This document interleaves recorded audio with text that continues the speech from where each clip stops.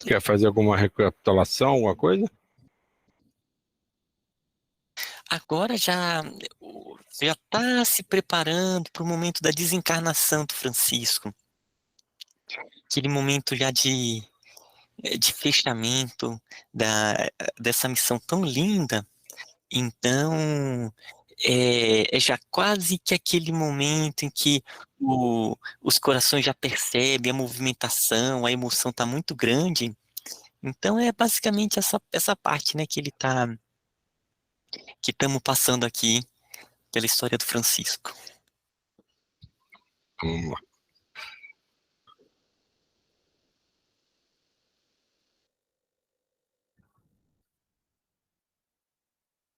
A humanidade sofre uma obsessão coletiva e imprime na própria atmosfera um magnetismo perturbador, sendo por ele influenciada para as guerras, as pestes e a fome.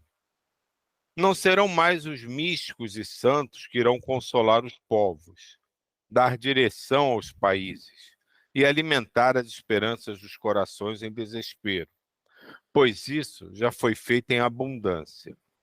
O trabalho agora será influenciado pelas trevas, obedecendo certamente ao esquema traçado pela lei do progresso e da justiça, conforme foi registrado no Apocalipse, por João Evangelista. É o momento de decisão, é o fim dos tempos de decadência, para que brilhe no mundo outro sol de esperança. É interessante que nesse ponto aqui ele fala, de certa maneira, apesar do recuar do tempo, já de uma coisa bem ligada a essa transição planetária, né? Que as coisas vão mudar, que vai ter na frase anterior de onde a gente começou, né? Até os escolhidos serão enganados, né? Que foi feito, né? Os justos já estiveram aqui tentando mostrar para a gente como fazer do jeito certo, não adiantou, né?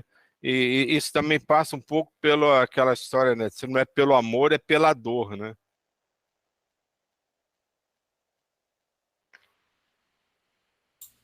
E aí? Poxa, Silvio, fantástico. Me veio à cabeça aquela mensagem que você me mandou. Estou com isso, né, que estou com essa psicose da mensagem de Napoleão com Allan Kardec. Porque, como ele fala aí, veio do progresso e da justiça, a transformação social, econômica que a Terra está passando atualmente nunca antes aconteceu. Aí são choques de cultura, choques de, choques de cultura, choque político, choque econômico, choque religioso, tudo está aí. Por isso que eu estou muito ligado nisso, porque até então era esse período que a gente acabou de ler era um período feudal, né? E agora, o que é que nós temos? Vamos raciocinar se não é isso. Né? Esse conflito todo que é Ocidente contra Oriente, isso contra aquilo, religião, cultura, língua, tudo diferente. Então, quer dizer, eu vejo assim, sabe, essa mensagem de Allan Kardec me tocou muito. É só isso que eu queria falar. E, e Silvio, se puder só colocar novamente ali no parágrafo que a gente passou agora, ali, quando ele fala que a humanidade sofre uma obsessão coletiva e imprime na própria atmosfera um magnetismo perturbador, né, sendo influenciada para as guerras, as pestes e a fome. E o aspecto da, da obsessão, quando a gente fala obsessão, é simplesmente um processo de uma sinergia, um processo de uma simbiose em, em pensamentos, em sentimentos e ações que elas não são harmônicas com a lei. Mas é um processo que se une. E uma obsessão coletiva é isso. As pessoas elas vão fortalecendo uma corrente de pensamento que acaba por fortalecer aqueles que estão ligados e predispor aqueles que já têm, que ainda não estão tão ligados, mas ele tem ali um pouco essa predisposição, né? Então ele facilita essa conexão. Então, o, tem uma frase que é bem conhecida, né? Acho que todos já escutaram, da Madre Teresa de Calcutá, que ela fala assim, que ela nunca participaria de uma passeata contra a guerra, mas ela participaria de uma passeata a favor da paz. Porque até quando fala assim, contra a guerra, você está aí fortalecendo não só aquela palavra, mas toda a ideia da guerra. No momento que você vai falando assim, a favor da paz, da construção da paz, você está participando de uma corrente de pensamento que está co-criando a paz. Então, é aquela conversa, né, que a gente volta que até prestar atenção no que nós estamos assistindo, os alimentos que nós estamos nos nutrindo, né? Então, tá vendo ali o- uma, uma notícia sobre a guerra, prestar atenção em que corrente você alimenta, se ali você se une naquele processo com os trabalhadores, os lanceiros que estão ali, auxiliando aquele local, promovendo a paz, ou se você entra nas correntes de medo, de revolta, de reclamação. Então a gente toma muito cuidado, né? Ah, é claro que a gente não consegue fugir de tudo, mas de tudo a gente consegue ajustar a sintonia para para entrar em ressonância com os trabalhadores da luz que estão naqueles processos, né? Então caso contrário, se a gente vai entrando nessas correntes de medo, de raiva, a gente participa dessa obsessão coletiva que está colocando aqui, que é uma obsessão mesmo. As pessoas vão se unindo numa corrente, fortalecendo, e daí vai só propagando. Então, a mesma coisa com séries, com programas que a gente assiste, a gente acha assim, não, é só uma informação que está sendo absorvida. Não, né? Ali é um fortalecimento de uma mensagem e uma conexão nossa com uma corrente de pensamento que se afiniza com muitas ideias parecidas, sabe? Muitas ideias afins, em afinidade, a gente se conecta. Então, é esse aspecto que o tempo todo podemos estar trabalhando pela paz, prestando atenção no que a gente fortalece, com quem nós estamos conectados nas nossas ações. Então, e aquela ideia que é sempre colocada aqui, né, do orar e vigiar. Daí seria o aspecto do vigiar e do orar para estar se fortalecendo com as correntes boas.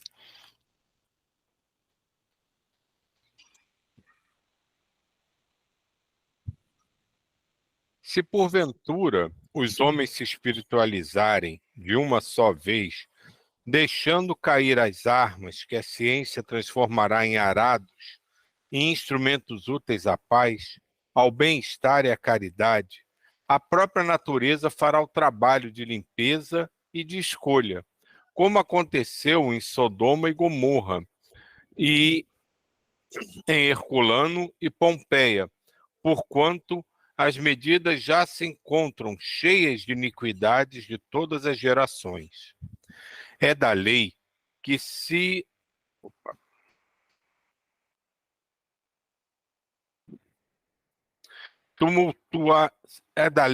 tumultuem os ares e os mares, que se agitem os continentes, e o calor queime a eira corrosiva de todas as ações dos homens, para que esses se libertem das amarras das próprias inferioridades.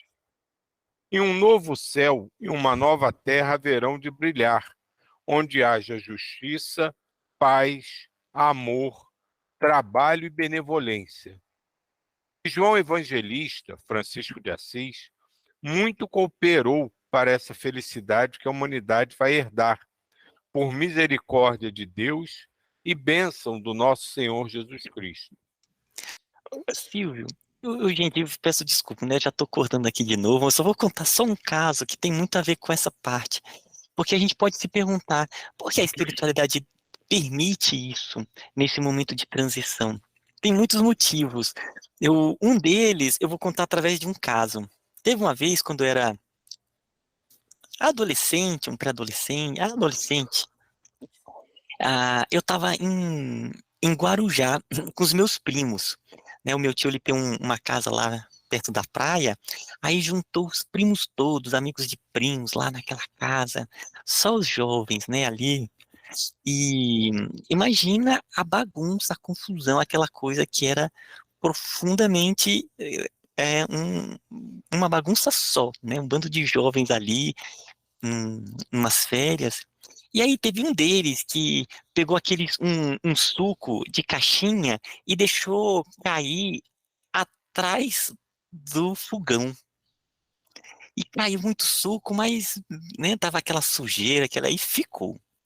Aí começou a fermentar, começou a ficar um cheiro fedido. Aí aquilo, né? Ninguém se prontificava a ir atrás para limpar, para organizar, porque tava uma confusão tão grande. Mas chegou um ponto que o cheiro tava tão horrível que ninguém aguentava mais ficar na casa. Aí todo mundo se reuniu e falou assim: não, gente, a gente vai ter que dar uma geral nessa casa, limpar tudo, organizar. Aí foi criado regras de convivência e foi feito aquela faxina geral, aquela organização, e daí até o fim das férias, a gente mais ou menos teve lá umas certas regras de convivências que foi bem melhor, sabe? Então, às vezes é necessário isso. O mundo maior permite, passa os ensinamentos e permite que a própria humanidade perceba o- ali como que a forma de vida ela pode gerar dor, em que é muito mais tranquilo se organizar de uma maneira harmônica, que todos se respeitem para uma harmonia. Então, é mais ou menos isso que está acontecendo, sabe? Claro que eles estão supervisionando tudo.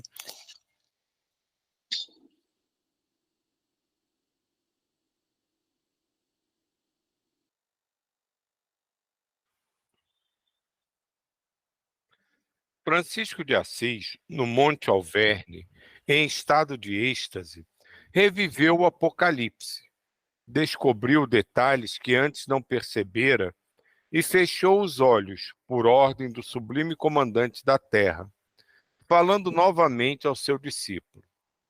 Já foi dito o que se tinha a dizer, e continua. Quem tiver olhos para ver, que veja.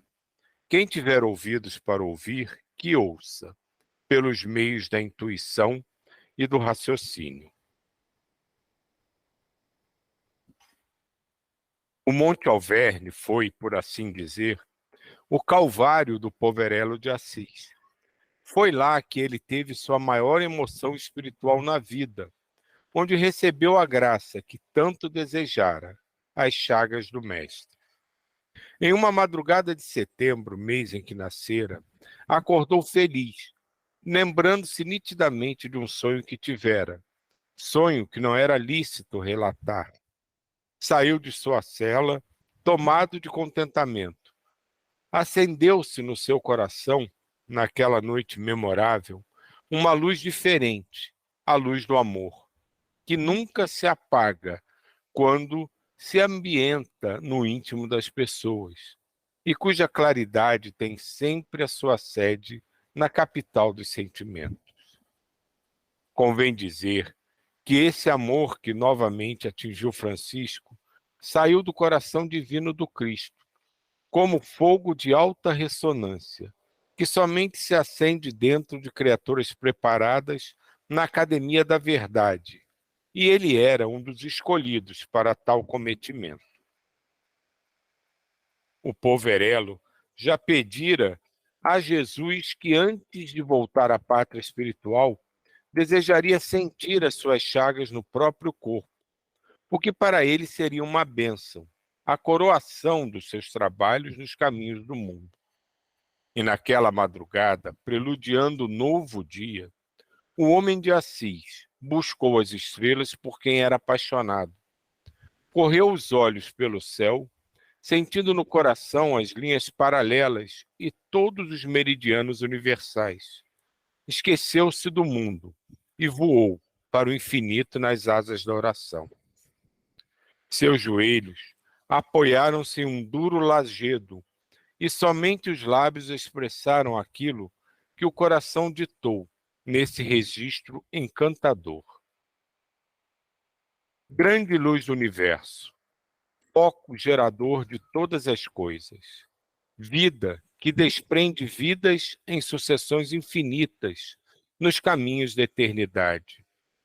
Escuta, por piedade, a voz que fala pela tua graça, que canta pela tua bondade e vibra pelo teu querer. Sinto, Pai de amor, o teu corpo ciclópico da criação, e dentro dele bailam mundos e sóis, e ainda mais, uma gama de coisas que a razão desconhece. Até mesmo a intuição desvanece diante da tua grandeza inconfundível. Quero buscar-te nestes momentos de súplica, aprender a falar contigo sem as lamentações que, por vezes, caracterizam o ser humano. Quero ouvir-te com humildade, que nem sempre se manifesta em meu íntimo. Quero entender-te pelo que podes me falar na extensão da tua luz, que me banha a alma imperfeita e despida de amor. Sei que me chamaste para um trabalho de cunho divino junto ao clima humano, que intenta, por natureza inferior, apagar a luz dos dons espirituais. Antes, porém, quero acordar do sono que a nossa natureza inferior nos impõe, levando-nos a esquecer as belezas da alegria, a grandeza da bondade, o esplendor da renúncia e o encanto da humildade. Não deixes, Senhor, que caiamos em novas tentações e que o vigor sublimado do teu coração se faça em nossas vidas sempre e sempre. Peço-te ouvir o que falo neste templo da natureza.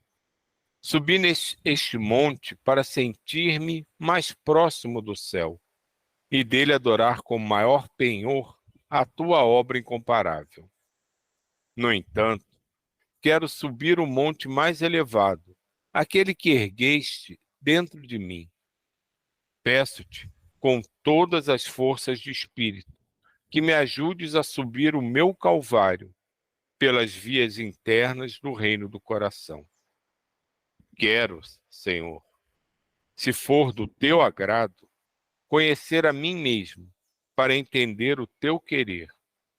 Não deixes, divino arquiteto do universo, que eu pense o que não deve ser pensado, que eu fale o que não deve ser falado, que eu faça o que não deve ser feito.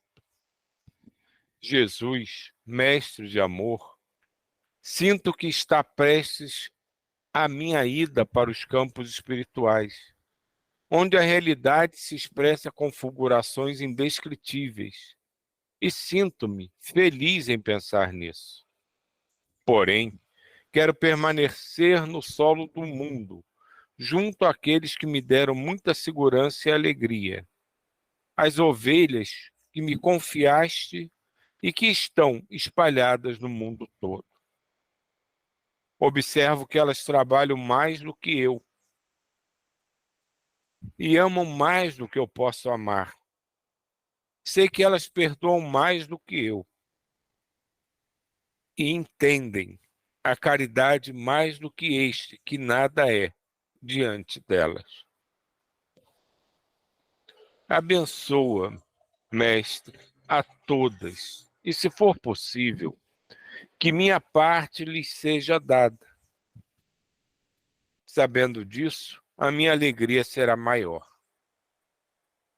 Sinto o calor do sol, cujos raios benfeitores beijam a terra em uma profusão de luzes que despertam as vidas.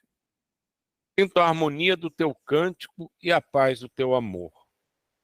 Cristo, Cristo, Cristo, se for a hora, deixa, por misericórdia, as flores das tuas chagas florirem em mim.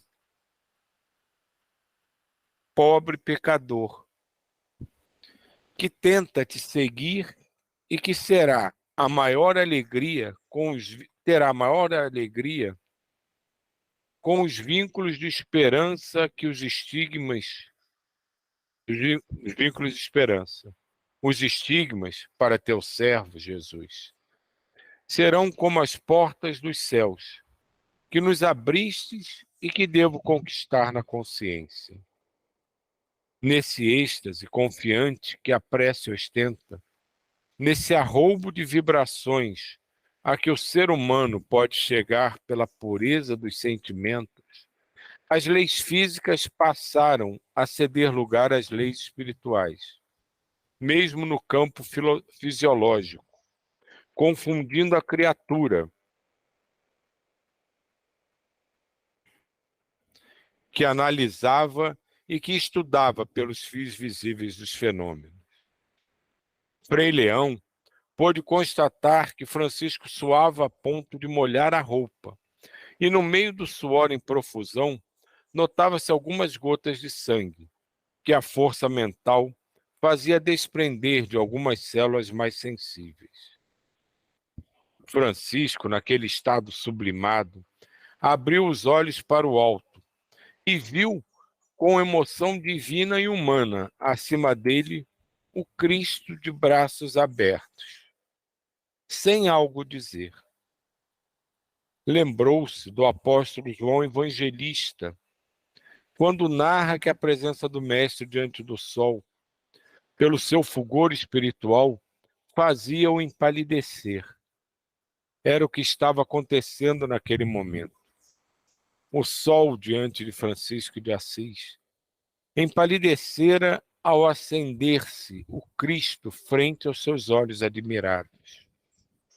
E o filho de Bernardone pôde observar as chagas do Senhor como imensas flores brilhantes, desenhadas em sua pele e dentro de cada uma, as estrelas vivas das quais se desprendiam, como por encanto, jatos de luzes de cambiantes diferentes, a ferir o corpo de Francisco, dando ao poeta da Úmbria uma sensação que não se pode descrever, por faltarem os recursos da própria escrita e por faltar ao verbo o impulso que ele deverá atingir no futuro. Quando Poverello foi atingido pela luz, seu corpo se elevou no ar, desobedecendo assim a lei da gravidade que rege os corpos físicos na Terra e nos espaços cósmicos. Francisco estava, naquele momento, sob a regência de outras leis, e suas chagas começaram a sangrar. Frei Leão foi a testemunha da coroação do seu pai espiritual. Foi ao seu encontro, ajoelhou-se com reverência e beijou com emoção os pés do seu guia, lavando-os com lágrimas que partiam dos mais elevados sentimentos. Os sentimentos que são filhos do amor. Naquele dia, Francisco, em estado de graça, não conversava. Quem tivesse olhos para ver, podia constatar que ele permanecia iluminado por fora e por dentro. Seu coração ostentava uma aura de um azul encantador, que dispensa as nossas fracas comparações, e em torno da sua cabeça poder-se-ia enxergar o nascer do sol. Esses são fenômenos que transcendem as fracas deduções humanas, por serem força do espírito, que carecem das coisas espirituais para as devidas explicações. As chagas de Francisco de Assis foram o diploma para o seu coração, no exercício do verdadeiro amor espiritual.